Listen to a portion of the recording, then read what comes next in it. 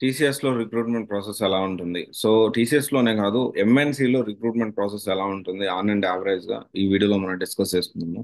ఈ విషయం డిస్కస్ చేసుకునే ముందు ఇంకో విషయం కూడా మనం మాట్లాడుకోవాలి ఖచ్చితంగా. ఏంటి అంటే యావరేజ్గా కొంతమంది అడుగుతున్నారు, సార్ చాలా ఇంటర్వ్యూస్ అటెండ్ అవుతున్నా, ఎన్ని ఇంటర్వ్యూస్ అటెండ్ అయితే మనకి సాఫ్ట్వేర్ ఉద్యోగం అనేది, సాఫ్ట్వేర్ జాబ్ అనేది వచ్చేదానికి ఛాన్సెస్ ఉన్నాయి అని చెప్పి దాని గురించి ఇంకో టాపిక్. అండ్ ఈ రెండు టాపిక్స్ గురించి మనం ఇప్పుడు ఈ వీడియోలో మాట్లాడుకుందాము. ఫస్ట్ ఏంటి అంటే ఈ ఎన్ని ఇంటర్వ్యూస్ అనేది డిపెండ్స్ ఆన్ కాల్స్ అండి, అండ్ డిపెండ్స్ ఆన్ పర్ఫార్మెన్స్. ఎందుకు అంటే మోస్ట్లీ కొంతమంది ఏంటి అంటే 1 or 2 ఇంటర్వ్యూస్ లోనే క్రాక్ చేసుకుంటారు. కొన్నిసార్లు అలా క్రాక్ చేసుకునే కెపాసిటీ ఉన్నప్పటికీ మనం ఏంటి అంటే రాంగ్ కంపెనీకి ఇంటర్వ్యూస్ కూడా ఇవ్వడం జరుగుతుంది. అంటే కొంతమంది ఫార్మాలిటీకి మార్కెట్ లో వాళ్ళ ప్రెసెన్స్ చూపించుకోవడానికి మాత్రం కొంత జాబ్ పోస్టింగ్స్ చేయడం, ఏదో ఫార్మాలిటీ, కొంత ఇంటర్వ్యూ, ఏదో హెచ్ఆర్ కి పని కల్పించడం కోసం కొన్ని ఇంటర్వ్యూస్ పెడతా ఉంటారు. ఒకవేళ అలాంటి పరిస్థితుల్లో తప్ప జనరల్గా ఏంటి అంటే it's purely based on person to person. Example ఇప్పుడు నేను ఉన్నాను, నేను డెఫినెట్లీ ఏంటి అంటే ఇంటర్వ్యూకి వెళ్ళినా కానీ సాలరీ దగ్గర ప్రాబ్లం వచ్చేది. కానీ నేను జాబ్ చేసేటప్పుడు ఈ టెక్నికల్ గా నేను ఎక్కడ తగ్గొద్దు అనే కాన్సెప్ట్ లో ఉండేవాడిని. అంటే టెక్నికల్ గా వాళ్ళు అడిగిన ప్రతి క్వశ్చన్ కి నేను ఆన్సర్ చేయగానే వాళ్ళని సాటిస్ఫై చేసేలాగా వాళ్ళ కంపెనీ రీసెర్చ్ చేసి ఎగ్జాక్ట్లీ వీళ్ళ మైండ్ సెట్ ఏంటి, వీళ్ళు ఏ విధంగా ఎక్స్పెక్ట్ చేస్తా ఉన్నారు ఒక పర్సన్ అని చెప్పి అదంతా చూసుకున్న తర్వాత నేను వాళ్ళతో జాయిన్ అవ్వడం కానివ్వండి, వాళ్ళతో ఇంటర్వ్యూ జాయిన్ అవ్వడం కానివ్వండి, ఇంటర్వ్యూ అటెండ్ అవ్వడం కానీ చేసేవాడు. సో ఇక్కడ purely based on interview. And ఇప్పుడు చూసుకుంటే మీకు యావరేజ్ అనేది ఏముండదు ఇక్కడ. సో యావరేజ్ ఎన్ని ఇంటర్వ్యూలు అనేది ఉద్యోగం వస్తుంది అనే కాన్సెప్టే ఉండదు. అండ్ ఇక్కడ కాల్స్ బాగున్నాయంటే త్వరగా వచ్చేస్తుంది. ఇంకో విషయం ఏంటి అంటే ఇప్పుడు కాల్స్ బాగున్నాయి, బ్యాక్గ్రౌండ్ వెరిఫికేషన్ కూడా లైట్ అవుతుంది. ఇప్పుడు బ్యాక్గ్రౌండ్ వెరిఫికేషన్ కూడా తక్కువ జరుగుతూ ఉంది.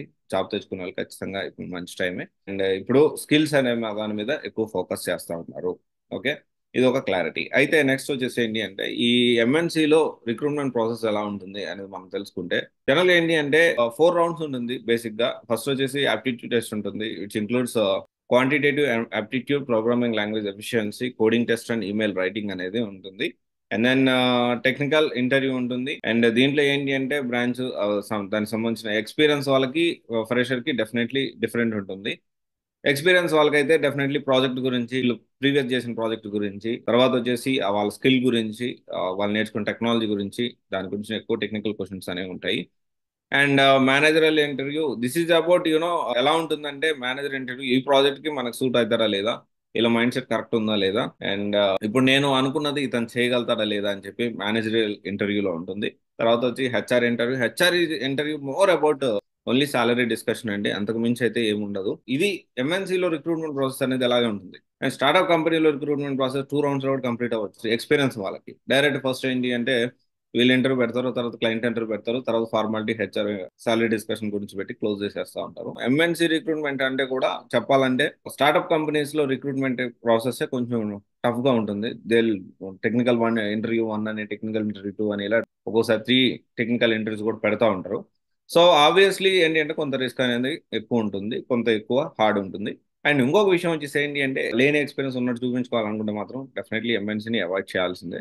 సో ఇది ఒకసారి ఆలోచించండి. బట్ ఎంఎన్సీలో రిక్రూట్మెంట్ ప్రాసెస్ ఎలా ఉంటుంది, బ్యాక్గ్రౌండ్ ప్రాసెస్ ఇప్పుడు తక్కువ జరుగుతూ ఉంది. Okay, thank you.